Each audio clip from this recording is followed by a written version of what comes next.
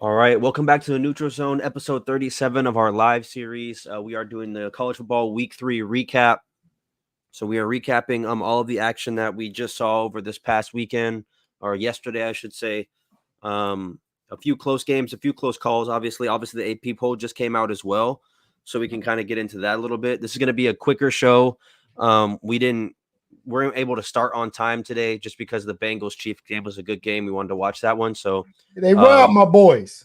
um, Them my yeah, boys dirty. that's why I don't watch the NFL. But um, nonetheless, what was your biggest takeaway from college football week 3? Um, so a couple of them, I think Oregon looked like they got into gear. I think a couple of things that we knew are what they are. Florida State's going to have a bad year. Michigan looks like they're going to have a down year. Alabama looks like they're starting to get their ducks in a row. Ole Miss looks really good. Kent State is maybe not a great team, but you put up 71 against anybody. I think Tennessee has shown that they're a pretty good team. Notre Dame went to the power run with Riley Leonard, Love. So I think that's going to be their synopsis the rest of the season. But I think it was just confirmation of some of the things that we knew, some of the things that we already were tracking. Oregon's going to be a pretty good team. It just took a little bit for them to get going. What were your biggest takeaways? I think this is going to be the year in college football where we get a lot of upsets, and we get a lot of teams that we realize are not consistent. We saw Georgia almost lose to Yes. Kentucky, and I think that is big time because I said earlier in the year after they beat Clemson, even when they blew out the second team that they played, and I think even in the offseason, I just said I didn't think this team was going to be very good. I'm not going to say very good. Wasn't going to be as dominant as we previously saw. I didn't expect this team to be what they were the past 2 to 3 years. So I'm not going to say it surprised me yesterday with the showing they had because I think they're going to lose a game or two this year. I just think it's that kind of season for everybody. I wouldn't be surprised if Texas loses a game. I have them losing a game. So I think eventually the top teams that we're praising as the top 3 to 5 teams are going to drop a game, or they're going to have a game like yesterday with Georgia, Kentucky, where you're like scratching your head, like, how did this happen? But to me, it doesn't surprise me. I think there's a lot of parity in college football this year. I think the 12-team playoff kind of promotes that.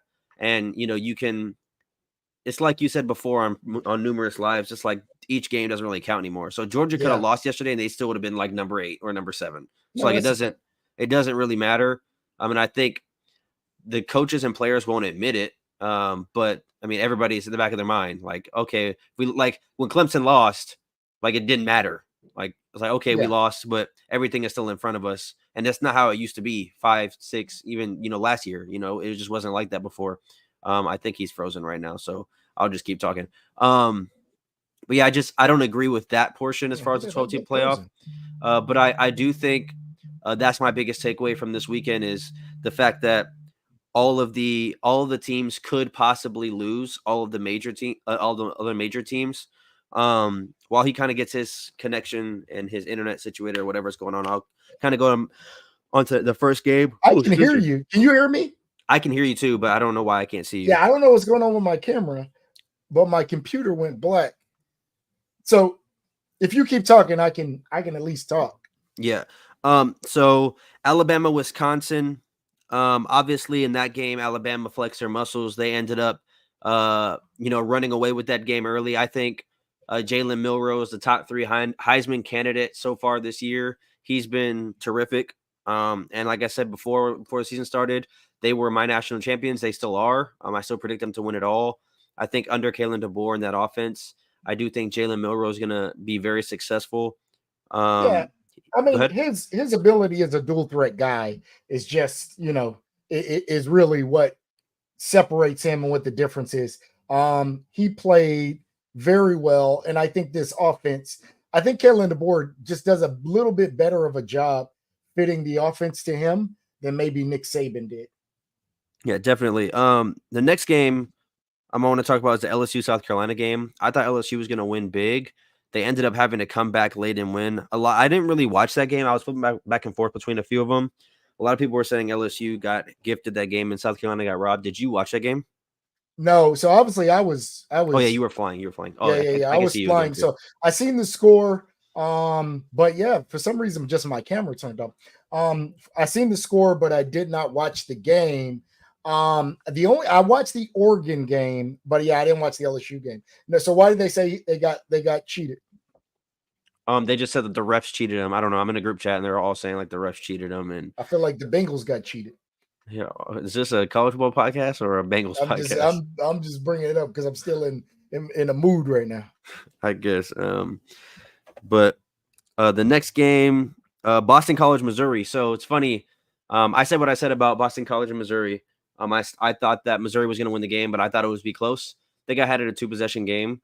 And I also said Castellanos had potential to make this a game, and Boston College could compete.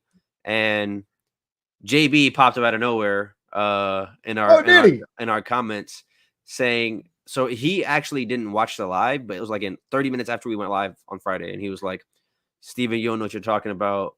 BC has 0 chance, 0 in capital letters. It's going to be 51 or 38 to 0. The game's going to be over by halftime. Yada yada yada. Well, it definitely wasn't that. And then it's funny because then they have that game, and I comment back, and I tell them, well, the game wasn't over by halftime, and the BC losing by 6 definitely, I wouldn't say had 0 chance. And I was like, so what do you make of that? And he was like, well, my team didn't lose 34-3 in the opening day and didn't give up 20 points to a Sun Belt team, so I don't care. And he was talking about Clemson, and I was like, good way to deflect. I mean, you didn't answer my question about Missouri. And I was like, but I'm glad that you came in and you talked about Missouri, and you don't want to bring up the fact Wisconsin just got beat by 30 at home, and that's your team, right? So then he sent like this long paragraph about how Wisconsin's still going to be good and the refs cheated them, and I was just like, I guess I think it's just funny. But yeah, I mean, I think like I said in the live, I just think Missouri needs to show more consistency. I don't think Boston College is a great team. I think they're a decent team, but you're at home against an unproven Boston College team, and you snuck away with the win. Another game I didn't really watch, but you won 27-21. That game, I think you were a 16-point favorite in that game, something crazy. Yeah. So the fact that you came away, with a touchdown win, speaks volumes, especially when you're talking about the SEC. When I would argue that every SEC opponent you play is probably going to be better than Boston College, unless you play Vanderbilt. Boston College would be in the bottom half of the SEC easily, maybe really one of the bottom 3 or 4 teams in the SEC. Yeah, I mean, they play Mississippi State. They don't even play Vanderbilt. So, I mean, of all of your SEC opponents, they're all going to be better than Boston College, outside of maybe Mississippi State. But even that would be a really good game. So just got to see a little bit more consistency for Missouri. Like I said, I'm not a Missouri hater. Oh, they do play Vanderbilt. They play Vanderbilt next week. I'm not a hater of Missouri. I just want to see them be more consistent. I mean, they had the first good year last year. So I'm just slowing down the hype train a little bit. I don't think they're a top 6 team in the country. Yeah, well, they're number 7 now, but I don't think they're number 7 team in the country. I'd favor probably the next 5 over them, but that's just me personally. I agree. But what did you make of the next game, which was I mean, we talked about Oregon and Oregon State a little bit already. How'd you look at Jackson Arnold in Oklahoma against Tulane? Yeah, so again, it wasn't a great game. It wasn't like a blown away game. But I thought Tulane was a pretty good team. So I 34 points. And Jackson Arnold played pretty smart. Obviously not big numbers, only 169 yards passing. But I think he did what he needed to do. And in these type of games against, again, pretty good teams. Remember, Tulane took Kansas State to the wire. I know their record says 1-2, but their losses are to Kansas State and Oklahoma. I think this is going to be a 9-10 win team at the end of the season. So I'm not mad at this. You got to also give him credit for 97 yards rushing. I think that's what he brings to the table, being a dual threat. He had another 2 touchdowns doing that. So I think he kept this offense moving the way he needed to. Nothing major, nothing crazy, but I think that bodes well. That bodes well for them. I don't think this is a SEC powerhouse, but these are the games you got to win. I agree. I think Oklahoma is one of those teams that can beat anybody in the SEC. They're just not going to be favored. Right. But I think they have the defense to do that. The next game, we already talked about Notre Dame, Purdue. Obviously, Notre Dame bounced back, 60-point win. They looked really good. Riley Leonard looked better this week. I want to talk about the Utah State game. Obviously, Cam Rising did not play. I didn't know Bryson Barnes went to Utah State. He was a former quarterback from Utah last year. Him and Nate Johnson, they obviously both transferred out. Yeah. Utah definitely looked shaky, and it's like the same thing as last year. Cam Rising went down, and the offense looked bad. Obviously, they pulled away late, but this is not a great Utah State team. I know on Friday I said without Cam Rising, I still think Utah would be my favorite. I'm starting to reconsider that based on what I saw, because although you gave up only 21 points to Utah State, I think it was a one possession game in the fourth quarter, or it was a one possession game like late in the third. Yeah, so going into the fourth quarter, 17-28. So it's 21-28 going into the fourth quarter. Yeah, it was definitely a close game. And I had a bet, and I needed them to win by 10. And I'm like, bro, there's no way. I was like, there's no way. I mean, I don't think I won the bet because who lost? Who lost yesterday? Like who did I have winning? I had. But yeah, as you say, the tough part with Utah is this offense literally is all about whether or not Cam Rising plays. And the problem is Cam Rising is hurt a lot. Again, I think 3 years in a row, what? Bro, I had Florida State winning. That's the problem. I had them winning by 3, bro. But yeah, 3 years in a row, Cam Rising has gotten hurt. And maybe even further back than that, but at least 3 years that I remember. And this offense just isn't the same without him. I have major concerns when your offense relies so much on one player, and that player is so injury prone. Yeah, I mean, we'll have to see. I don't know. They tend to not announce if he's going to play. I mean, I know they did it last year. They just like said, "Oh, maybe," and then he just after the year he's not playing. Yeah, he just didn't play. Yeah, I thought Buddy got suspended for conduct. He was injured. That man missed the glass. But I don't know. I mean, I think they could be good, but it's all going to come down to how far he can take them. That's for sure. Obviously, we talked about the Georgia game. Manning obviously played really good. He had 5 touchdowns. He looked really good. You texted me and said that you feel like he should be the starter. Yeah, well, I don't think they're going to make the change, but I think he's supposed to get the start this week. Now, I think if he Ewers is out again. But they're playing against UL Monroe. So I think they're the worst team in college football. Yeah, I don't think you pull Ewers. But unless Now, what I will say, though, I think when Ewers comes back, they'll be playing against Mississippi State. I think they'll handle them. But then you got the Red River rivalry after that. Yeah. I think if Ewers starts playing bad, then I think you just immediately throw in Manning. Yeah, I think again, if you feel good about Arch, that probably lessens the hook, the how much leeway that Ewers will get. It's hard to say, hey, a guy lost his job because of an injury. But it's also so surprising. Like, I just don't picture them doing it. Like, I wish Arch Manning would have just left, to be honest, and just transferred somewhere. So that way he could have just been the guy. But I respect him. You can't say, I don't like the transfer portal, and then also say. When did I say I don't like the transfer portal? Well, okay, you didn't say you don't like the transfer portal. Yeah, let's hold on now. Let's relax. And then say, oh, I wish he would have transferred. I give him kudos for staying and sticking it out. Bruh, this isn't Damian Lillard. Like, don't run from the grind, bruh. Come on. I mean, I respect that. Yeah, but at the same time, he could have went somewhere, been the guy, and had a better career than being a backup for his first 2 seasons. I think especially based on what we've seen so far. Like, you're telling me he couldn't go to Florida State and be the guy. He could have went to, there's a couple places I think he could have went. He probably could have went to LSU. He probably could have went to, and I know he's from Louisiana. I don't know. I do respect that he stayed. I do respect that. I mean, why would you not? Like, I understand it, but I just feel like based on what we saw, it's almost like the situation with I wouldn't even say Trevor Lawrence. It's almost like who else was in that situation? A really good, somebody Caleb Williams for a little bit. Okay, yeah, it was like that, but he kind of got the start though. He took Spencer Rattler's spot. Yeah. So it's not the same. I respect it. Can he be a starting quarterback for probably out of the 134 teams, probably 125 of them. I don't know about 125, but I would say probably. I mean, somewhere based around on what 100. I've seen, I don't know if there's any quarterbacks like outside the top 10 that are like head and shoulders above him. Probably 100. I'll give him legitimately 100. Yeah, but I respect that he stayed. I mean, I assume that either Quinn Ewers is going to the NFL, which is my first assumption, or that if Quinn Ewers he doesn't have to go.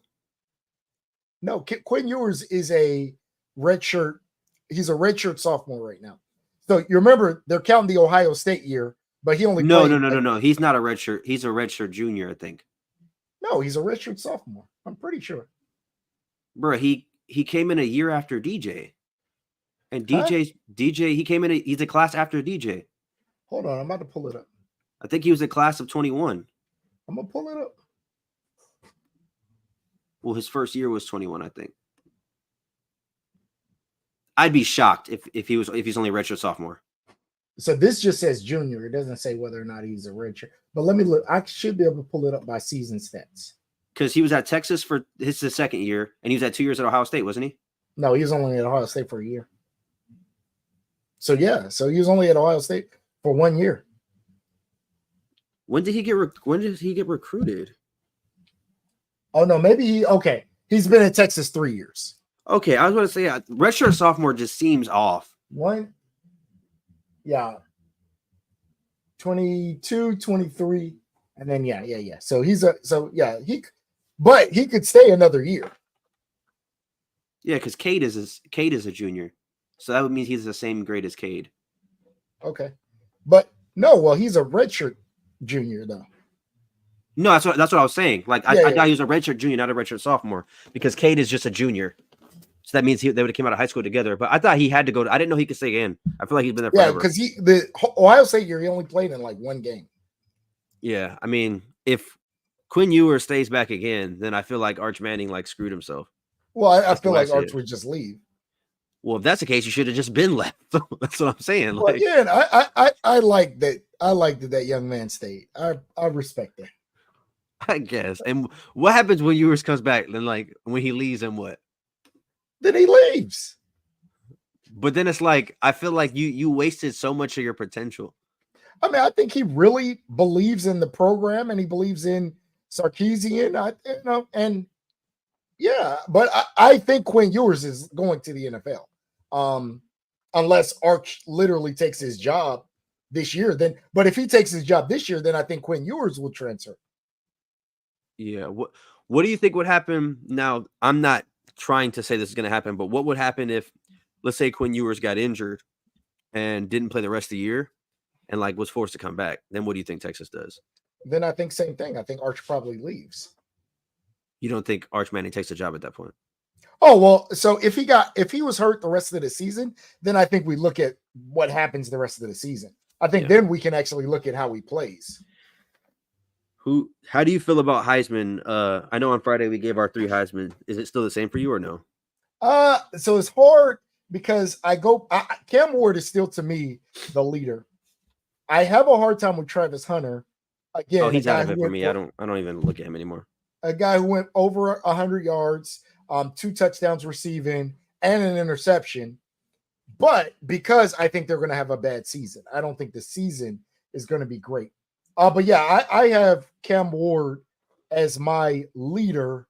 And then I think there's a bunch of names that are, 2, 3, 4, probably through 8 that you can kind of mix and match. But I have Cam Ward in the lead right now. Let me say this, though. I think Carson Beck probably just hurt himself. I think he's probably, and again, a couple big games. They have some big games coming up, Texas, Alabama. Big games in those games, he's probably right back in the conversation. But yeah, I have probably moved him out of my top 5. Let me see. Yeah, so right now, Cam Ward has 11 touchdowns, 1 pick, second in passing yards. Jackson Dart is up there too. He's leading. Yeah, Jackson Dart's right probably now. And he didn't have a super great game. I think he went well over 300. But yeah, Jalen Milroe was not even on here. Milrow, because I think Milrow had like 180 yards passing, but I think he also had like very close to like 100 yards rushing. Yeah, Milrow's probably, he has 600 yards passing, 8 touchdowns, no picks. I think he also has some opportunities to really break himself out in some big games. So we'll see. Yeah, I mean, I would still say my top 3 is the same. I think I said Jackson Dart, Buddy from Boise State, Genty, and Jalen Milrow. I think those. Oh, I think I might have said. So you don't have Cam Ward in your top 3? No, I might have said Carson Beck. Actually. Now that I think about it, I don't remember. Would you keep Carson Beck in your top 3? No. Well, my top 3 is Dart, Milrow, and Genty right now. That's my top 3. So you would not have Cam Ward in your top 3. That's crazy to me. That boy's balling. Yeah, I would just have to see him play against tougher teams. I think that's what it comes down to. That's okay. All. Well, I think for everybody, I feel that way for a lot of these guys. I feel like there's some marquee games, and that's where we're really going to start to see that separation. Yeah, I agree. It's going to be interesting to see how it kind of pans out. Before we get out of here, Dylan Gabriel in the conversation. If he has a big game against Ohio State, I think that really puts Will Howard. If he has a big game against Oregon, so there's definitely some other people. Before we get out of here, like I said, it's going to be a shorter show, but yeah. Next week there are some good matchups. Of the games that are next week, what's one that you're looking forward to the most? Hold on, I don't even know who's playing next week. Go ahead and name some. You just set me up. You ain't give me no. So next week you have the Red River Rivalry. I'm sorry, no, I lied. Tennessee, Oklahoma. I don't know why I said that. Tennessee, Oklahoma is next week. So I do want to see that. And again, I for some reason, I still am doubting Tennessee, and I feel bad about it. I'm still doubting Tennessee. They're an 8-point favorite on the road. I think they could possibly be. I think that defense is legit. But I'm still doubting them. I don't feel great about them yet. So I'm gonna be honest. But that's a game I'm looking now. Huh? Go ahead. I do want to see that USC Michigan game. I want to see Miller against that Michigan defense. I want to, again, I think that could be a good game. Utah, Oklahoma State should be pretty good. Especially if Cam Rising is playing. If Cam Rising isn't playing, I'm gonna tell you. Now, obviously, I'm picking Oklahoma State to win the division. The conference. I think if Cam Rising isn't playing, this game becomes much easier. But yeah, I'd probably say that Tennessee-Oklahoma game. I want to see is this Tennessee team for real against another team with a pulse. Yeah, I think that game is probably the best game. One game that I am really looking forward to watching, though, we talked about him a minute ago. I want to watch the Miami-South Florida game just to use it as a measuring stick because I know South Florida looked decent against Alabama until late. They looked good this past week against Southern Miss. They were down 14-0 in that game. Came back, won so if Cam does his thing against them, do you think you'd move him up in your Heisman? No. Okay, all right. I don't know. Well, it depends what the top 3 that I have do. But stat line against USF, the stat line against USF doesn't move the needle for me. You just said, hey, they played well against Alabama. Yeah, I said I want to use it as a measuring stick. That doesn't mean this is a national championship. But a person that you have, it's just a common opponent in your top 3 played them, and I don't think he had a ridiculous game. Yeah, he didn't play great. He had 2 touchdowns rushing, only 2 yards, and then 200 yards passing with two touchdowns. And they obviously came back late. And I know you can't say this. I'll say it for you. I want to see that Clemson North Carolina State game. I think that gives us 2 things. I want to see it too, but I'll be clocked in, so I'll be missing that one. One was the offense that we saw from Clemson not this obviously this past weekend, but last weekend. Real, was that legit? And then 2 is NC State as bad as they looked in their last game against Tennessee. I'm not gonna lie. I got a question for you. Okay. Pull up the Clemson NC State game. Okay. Are you there? Yeah. Read me the line on that game. 16? How the hell are we 3 touchdown favorites? Well, Tennessee got blown out by. I'm sorry, NC State got blown out. 16 points is crazy. You guys looked somewhat explosive last weekend. I think 16 points is very crazy. If I was not a Clemson fan, I would bet that. Now I'm not going to because I'm a Clemson fan, but if I wasn't a Clemson fan, I feel like that is a very easy bet to take. So I'm not gonna say I don't see us winning by 16. I think it can happen, but based on the history on what we've shown, I mean, one explosive game isn't gonna that shouldn't be making it like this wide of a margin, especially with a team that just beat you last year. Okay, I'm with now you. obviously it's a home game, so it'll help, but it's not even nighttime. It's not even a nighttime game, so I don't know. I'm looking forward to that one. Obviously, Ohio State plays another cupcake. I don't know when y'all gonna start playing some tough teams. We play after that. We play Iowa, obviously Oregon, Nebraska. Okay, Oregon's good. But don't name Iowa like they're not the reverse version of Clemson. But that's a conference. No, actually, they're the same as Clemson. They're the same as Clemson. I'm not saying that, but I'm saying those will be very telling games to me. Nebraska, we just talked about being pretty good. Yep. Oh, Michigan State coming up. Michigan State. I think Michigan State is 3-0 while we're, you know what I'm saying? So don't knock Michigan State. You don't like Charles? No, I don't. He's looked really bad this year, actually. That entire offense has looked bad. In week 1, he said bet the over, and they scored like 12 points or something. Bet the over. They scored 16. Don't try to knock that, man. I said something like that. You try to knock that, man. Bro, hold on. Who did they play last week? Whoever they played, they won. But they played the Campbell Camels. They played Prairie View, but they did beat Maryland. Yeah. I mean, I guess we'll see. Michigan State plays Boston College this week. I think that'll be a good game. That should be a good game.